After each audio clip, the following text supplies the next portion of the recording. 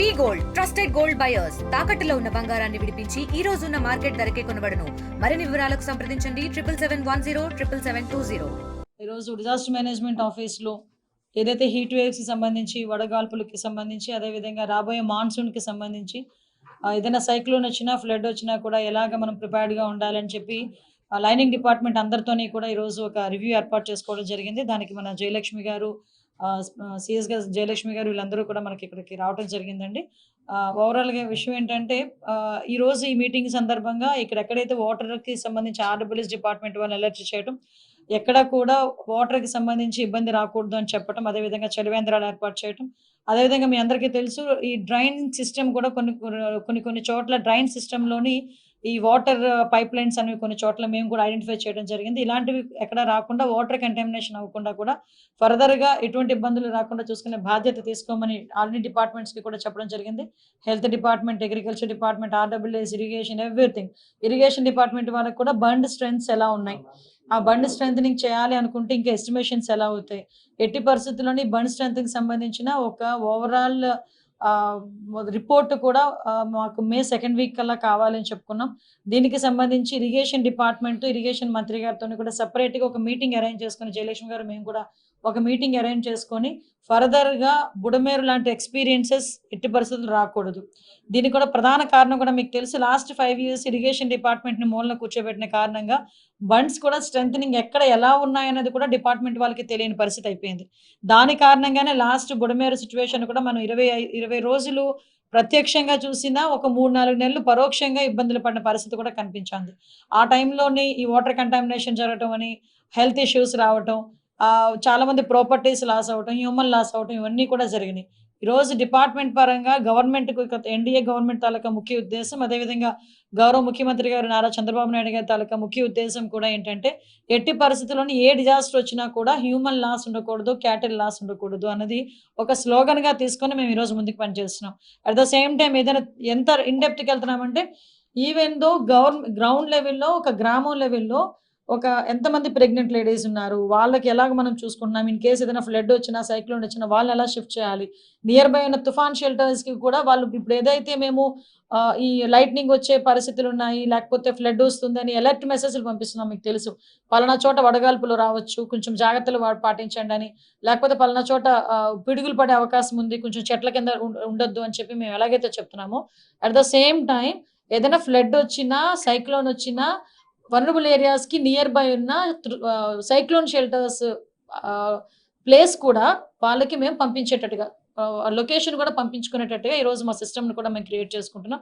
దీన్ని బట్టి ఎవరో ఎస్డిఆర్ఎఫ్ టీము, ఎన్డీఆర్ఎఫ్ టీము వచ్చి అక్కడ నుంచి షిఫ్ట్ చేసే పొజిషన్ కన్నా ప్రికాషనరీగా వీళ్ళే నియర్ బై ఉన్న తుఫాన్ షెల్టర్స్ కూడా వెళ్ళే పొజిషన్ని మేమంతా కూడా సింక్రనైజ్ చేసి టెక్నాలజీ యూజ్ చేసుకొని ఇబ్బంది లేకుండా చూసుకునే బాధ్యత కూడా తీసుకోమని గౌరవ ముఖ్యమంత్రి గారు మాకు ఆదేశాలు ఇచ్చారు. గౌరవ ముఖ్యమంత్రి గారి ఆదేశాల మేరకు ఈరోజు ఈ మీటింగ్ కూడా పెట్టుకోవాలి సార్.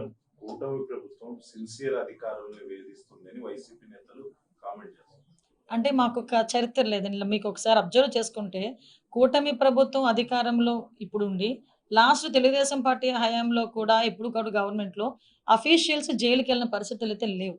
ఎందుకంటే మాది ఒకటే స్లోగన్, మీ రూల్ ప్రకారం మీరు పనిచేయండి, రూల్ దాటి పనిచేస్తే మీరే ఇబ్బంది పడతారు అన్నది మేము ఫస్ట్ నుంచి మేము చెప్తున్న స్లోగన్. ఈరోజు సిన్సియర్గా పనిచేస్తున్న అధికారులని మేము ఇబ్బందులు పెట్టాల్సిన అవసరం ముఖ్యంగా ఎన్డీఏ గవర్నమెంట్కి లేదు. దయచేసి అందరూ కూడా గమనించుకోవాలి. ఎందుకంటే ఎవరైతే తప్పు చేశారో వాళ్ళు శిక్ష అనుభవించాల్సిందే. శిక్ష అనుభవించాల్సిన క్రమంలో కొన్ని చోట్ల కొంచెం అంటే వాళ్ళ తాలూకా రాజకీయ నాయకులకి రాజకీయ నాయకుల చేత శబాష్ అనిపించుకోవటానికో, లేకపోతే అప్పుడు ముఖ్యమంత్రి దగ్గర మార్కులు కొట్టేయటానికో కొంతమంది ఇలా పనిచేసి ఈరోజు ఇబ్బందులు తెచ్చుకునే పరిస్థితి ఉంది. మీకు తెలుసు శ్రీలక్ష్మి గారు ఒక సీనియర్ ఐఏఎస్ ఆఫీసర్, శ్రీలక్ష్మి ఎన్ని రోజులు ఆవిడ జైల్లో ఇబ్బందులు పడ్డారో మనందరికీ కూడా తెలుసు. అలాంటి సందర్భం మా గవర్నమెంట్లో పనిచేసిన ఏ ఐఏఎస్ ఆఫీసర్కైనా, ఏ ఐపీఎస్ ఆఫీసర్కైనా అయిందా అండి? మళ్ళీ మేము కూడా చాలా సందర్భాల్లో ప్రతిపక్షంలో ఉన్నాము, ప్రతిపక్షంలో ఉండి మేము కేసులు పడ్డాము, మేము ఇబ్బందులు పడ్డాము తప్పించి ఏ అధికారి మా వల్ల ఇబ్బందులు పడిన పరిస్థితి కనిపించలేదు. అది మేము డ్యామ్ షూర్గా చెప్పగలం. మరి మీ గవర్నమెంట్లో ఉన్న అఫీషియల్స్ ఎందుకు ఈరోజు బయటకు వచ్చి తప్పు చేశారని చెప్పి ప్రజల ముందు లేకపోతే చట్టం ముందు నిల్చోవాల్సిన అవసరం ఏమొచ్చింది, ఎందుకు వచ్చింది అన్నది మీరు ఆత్మావలోకనం చేసుకోవాలి. ఎందుకనంటే ఈరోజు మీరు చెప్పిన తప్పుడు పనులు చేయటం వల్ల ఈరోజు వాళ్ళు ఇబ్బందులు పడుతున్నారు.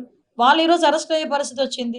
తీరా తప్పు చేయించి ఈరోజు వాళ్ళు ఇబ్బందులు పడే పరిస్థితి వచ్చినప్పుడు వాళ్ళకి మీరు కనీసం ఆ పక్కన వేరేగా మీరు సపోర్ట్ చేయడం అనేది పక్కన పెట్టండి. ఈరోజు వచ్చి మీరేమో వాళ్ళ తాలూకా సిన్సియారిటీని వాళ్ళ తాలూకా క్యారెక్టర్ గురించి మీరు మాట్లాడుతా ఉంటే మాకు కొంచెం ఇబ్బందిగా అనిపిస్తుంది. కొద్దిసేపటి క్రితం జగన్మోహన్ రెడ్డి గారి ఆధ్వర్యంలో అలా పార్టీ మీటింగ్ జరిగింది. అక్కడ రాజకీయంగా ఇట్లాంటి కక్ష సాధింపులు ఎప్పుడూ ఆయన అక్కడ మాట్లాడారు కాబట్టి సరిపోయిందండి. కానీ అదే గనక బయటకొచ్చి మాట్లాడితే యావరేజ్ 100 మంది ఉన్న ప్లేస్‌లో ఆయన మాట్లాడితే 70 మంది లేచి నీ హయాంలో నాకు అన్యాయం జరిగింది అని చెప్పి లేచి నుంచొని చెప్పే పరిస్థితి ఉంటుంది. ఆయన 4 గోడల మధ్యలో కూర్చొని వాళ్ళ కార్యకర్తల మధ్యలో కూర్చొని మాట్లాడితే కాదు. ఒక్కసారి ఆత్మావలోకనం చేసుకోమని చెప్పండి. డే ఫస్ట్ ప్రజావేదిక కూల్చిన దగ్గర నుంచి కూడా విధ్వంసం ఎలా స్టార్ట్ అయిందో ఒక్కసారి జగన్మోహన్ రెడ్డి గారికి బయటకొస్తే ప్రజలు గుర్తు చేసే పరిస్థితి ఉంది. ప్రజావేదికను కూల్చిన దగ్గర నుంచి మొదలుపెట్టింది విధ్వంసం. ఎంతమంది రాజకీయ నాయకులు మా లీడర్స్ మీద ఎంతమంది మీద కేసులు పెట్టారండి. అచ్చెన్నాయుడు గారి దగ్గర నుంచి కొల్లు రవీంద్ర గారు, ధూళిపాల నరేంద్ర గారు, దేవినేని ఉమా గారు, పట్టాభి గారు, మా మా పార్టీ ఆఫీస్ మీద దాడి, డీజీపీ ఆఫీస్ పక్కనున్న మా పార్టీ ఆఫీస్ మీద దాడి జరిగితే ఇదే జగన్మోహన్ రెడ్డి మా కార్యకర్తలకి బీపీ వచ్చింది. బీపీ వచ్చిన కారణంగా వాళ్ళు దాడి చేశారు అన్నారే తప్పించి అది తప్పు అన్న పదం ఉపయోగించలేదు. ఇలాంటి వ్యక్తి ఈరోజు ఆ మాటలు మాట్లాడుతుంటే కొంచెం నాకైతే నవ్వు వస్తుంది. కానీ నేను ఒక పొజిషన్‌లో ఉండి మాట్లాడేటప్పుడు ప్రజలు కూడా అర్థమయ్యే రీతిగా మాట్లాడారు కాబట్టి చెప్తున్నాను ఈరోజు. ఎంతమందిని ఇబ్బంది పెట్టారండి. అంకబాబు గారని ఒక ప్రెస్ రిపోర్టర్. ఆయన ఏదో మాట్లాడారని అతని వయసును కూడా పక్కన పెట్టి అర్ధరాత్రి వచ్చి సిఐడి ఆఫీస్‌లో తీసుకెళ్ళిన పరిస్థితి కనిపించలేదా? ఒక లేడీ అమరావతి మహిళ ఆవిడని కూడా తీసుకెళ్ళి ఆవిడకి 60+ ఇయర్స్. ఆవిడని కూడా సిఐడి ఆఫీస్‌కి అర్ధరాత్రి పూట వచ్చి నోటీసులు ఇచ్చి తీసుకెళ్లిన సందర్భం కనిపించలేదా? మా సోషల్ మీడియా యాక్టివిస్టులని సిఐడి అన్న పదాన్ని కంప్లీట్‌గా కేవలం తెలుగుదేశం పార్టీ వాళ్ళని వేధించడానికి మాత్రమే ఉపయోగించిన మనిషి జగన్మోహన్ రెడ్డి. ఈవెన్ మీకు అందరికీ తెలుసు ఆ సిచ్యువేషన్‌లో ఎలా అయిందో. ఒక సిఐడి ఆఫీసర్ నోటీస్ ఇవ్వాలి అని ఒక ఇంటికెళ్తే ట్యూబ్‌లైట్లు ఆపేసి, గోడలు దూకి ఏ రూల్‌లోని లేదండి. నేను ఈరోజు హోమ్ మినిస్టర్‌గా పనిచేస్తున్నాను. ఏ రూల్‌లోని కూడా పోలీస్ ఆఫీసర్లు అలా ఎళ్ళాలని ఏమీ లేదు. వాళ్ళు అక్కడ ఉన్న క్యాండిడేట్‌ని బేస్ చేసుకొని, అక్కడ ఇన్వెస్టిగేషన్ బేస్ చేసుకొని, అక్కడ కేసుని బేస్ చేసుకొని అక్కడ వాళ్ళు మూవ్ అవుతారు. అంతే తప్పించి వీళ్ళేంటంటే ఒక నోటీస్ ఇవ్వడానికి అలాంటి సిట్యుయేషన్స్ కూడా క్రియేట్ చేయగలిగారు వీళ్ళు. ఈరోజు అటువంటి అధికారులందరూ కూడా ఇబ్బంది పడుతున్నారు. అడ్డగోలుగా ఆ రోజు సిట్యుయేషన్‌ని రాజకీయ నాయకులకో లేకపోతే అప్పటి ముఖ్యమంత్రికో, మాజీ ముఖ్యమంత్రి గారికో శభాష్ అనిపించుకోవడానికి ఈరోజు వాళ్ళు చూపులో పడ్డారు. దానికి ఏదైనా ఉంటే న్యాయపరంగా తేల్చుకోవాల్సింది. ఈ డ్రైవర్ సుబ్రహ్మణ్యం డోర్ డెలివరీ దాంట్లో కూడా పునర్విచారణ చేయాలని కూడా ఆదేశించారు. యెస్. ఈరోజు వాళ్ళ ఫ్యామిలీ మెంబర్స్ కూడా అడిగారంటే విచారణ చేయాలని. ఆ రోజు ఒక్కళ్ళనే వాళ్ళు A1 కింద చూపించడం జరిగింది. ఇంకా అతనే కాదు చాలా మంది ఉన్నారని వాళ్ళ తల్లిదండ్రుల తాల విజ్ఞాపన మేరకు ఈరోజు పునర్విచారణ చేయడానికి కూడా సిద్ధపడ్డారు. వాళ్ళు నా దగ్గరికి వచ్చారు. ఇప్పుడు ఈవెన్ దో నా దగ్గరికొచ్చారు, డీజీపీ గారి దగ్గరికెళ్లారు, నారా లోకేష్ గారి దగ్గరికెళ్లారు, ఈవెన్ మన సీఎం గారు చంద్రబాబు నాయుడు గారి దగ్గరికెళ్లారు, పవన్ కళ్యాణ్ గారి దగ్గరికెళ్లారు, అందరి దగ్గరికి ఎళ్లారు. మాకు న్యాయం జరగాలి. ఈరోజు ఒక డ్రైవర్‌ని చంపేసి, డోర్ డెలివరీ చేసేసి, ఈరోజు వచ్చి శాసన మండలిలో కూర్చుంటా ఉంటే నిజంగా కడుపు కోత భరించవలసిన తల్లిదండ్రులకి ఎంతైనా బాధుంటుంది. ఆ బాధ కొద్దీ వాళ్ళు బయటకొచ్చి ఈరోజు పునర్విచారణ చేయాలని చెప్పేసి వాళ్ళు కోరుకున్నారు. దానికి కూడా కోర్టు అనుమతి వాళ్ళు తీసుకోబోతున్నారు.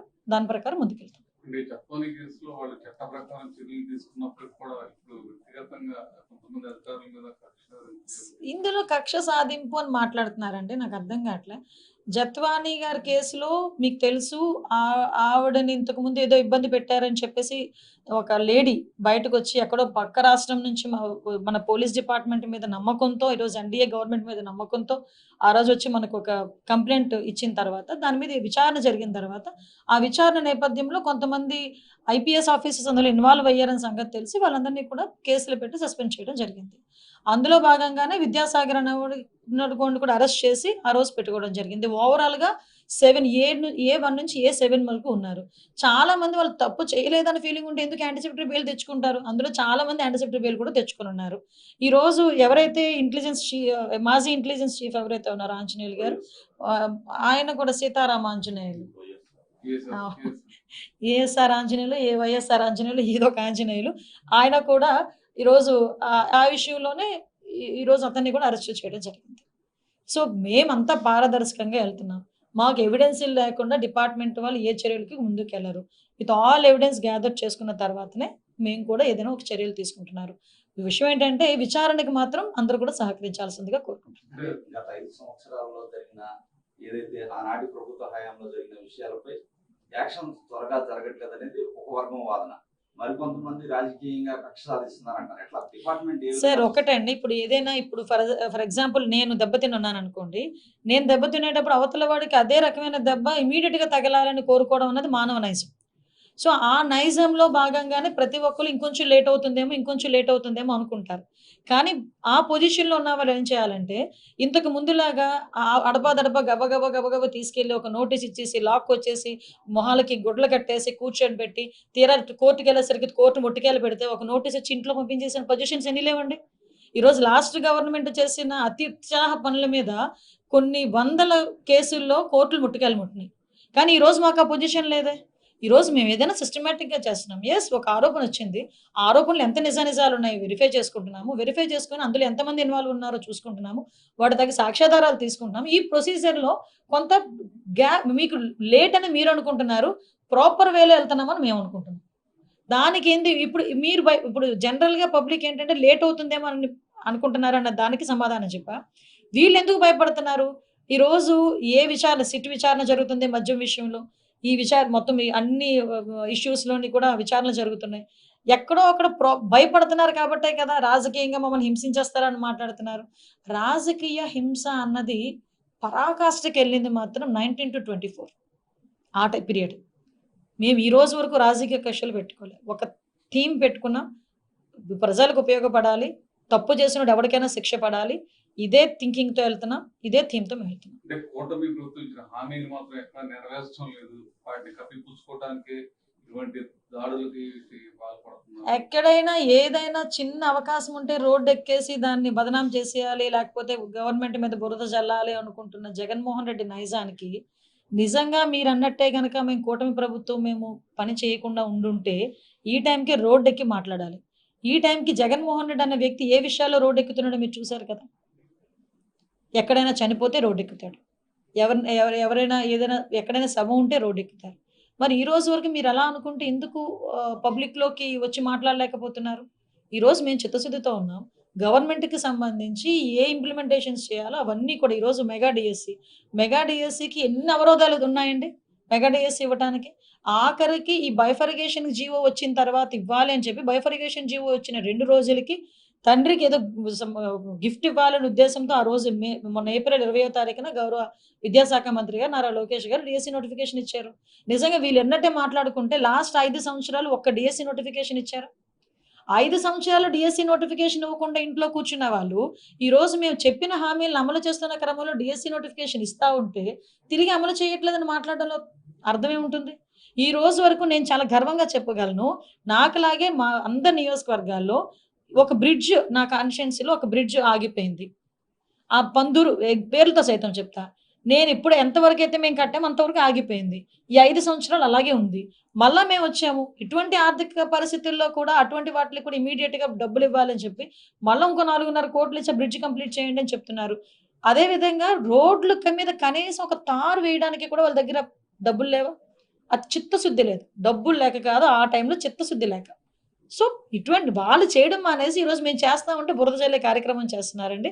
అంతకుమించి ఏం లేదు. వాళ్ళ హ్యాండ్లో ఏదో సాక్షి పేపర్, సాక్షి ఛానల్ ఉంది కాబట్టి నోటుకు వచ్చినట్టు రాస్తే జనాలు నమ్ముతారేమో అనుకుంటున్నారు. కానీ వాస్తవాలు ఈరోజు ప్రజలు చూస్తున్నారు, చాలా బాగా గమనిస్తున్నారు. మేము బయటకు వెళ్తే మమ్మల్ని కూడా అడుగుతున్నారు, ఏం జరుగుతుంది, పలానా కేసులు ఏం జరుగుతుంది, ఇలా అయిందంట కదా, అలా అయిందంట కదా, మమ్మల్ని అడిగే పొజిషన్స్ ఈరోజు కనిపిస్తున్నాయి.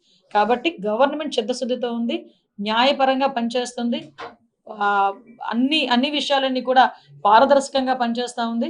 మళ్ళీ చెప్తున్నా, తప్పు చేసిన ఎవడైనా కూడా శిక్ష పడాల్సిందే, శిక్ష పడి తీరుతుంది.